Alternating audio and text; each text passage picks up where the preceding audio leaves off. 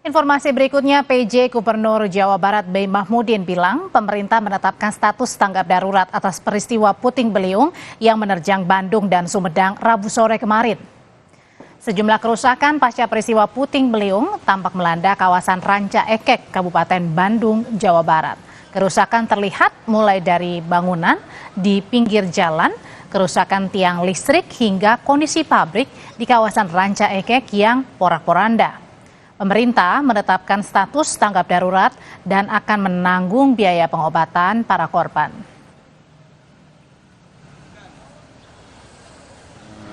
Pak Bupati Sumedang akan segera menetapkan tanggap darurat.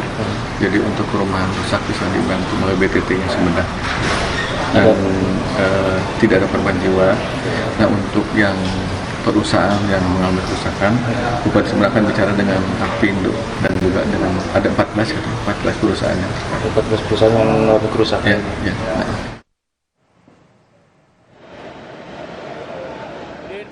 Kapolres Bandung meninjau lokasi terdampak puting beliung di Desa Nanjung Mekar, Kecamatan Ranca Ekek. Kapolres minta warga terdampak untuk mengungsi menghindari potensi korban susulan.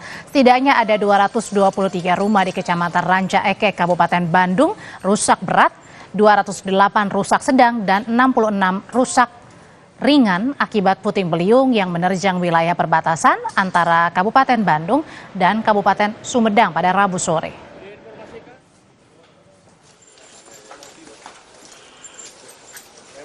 Sebagaimana kita ketahui bahwa kemarin tanggal 21 Februari, tepatnya pukul 15.30 ada kejadian puting beliung yang menimpa Kecamatan Jatinangor, Sumedang, Kecamatan Ranca Ekek, Kabupaten Bandung, Kecamatan Cicalengka, Kabupaten Bandung, di mana saat ini kita sudah melakukan pendataan di Kecamatan Ranca Ekek sendiri. Kita bisa mendapatkan informasi bahwa ada 223 rumah yang kategori rusak berat. Kemudian ada 208 rumah yang kategori rusak sedang dan 66 yang rusak ringan. Yang kategori rusak berat ini diharapkan warga masyarakatnya berkenan untuk mengungsi sambil diperbaiki rumahnya.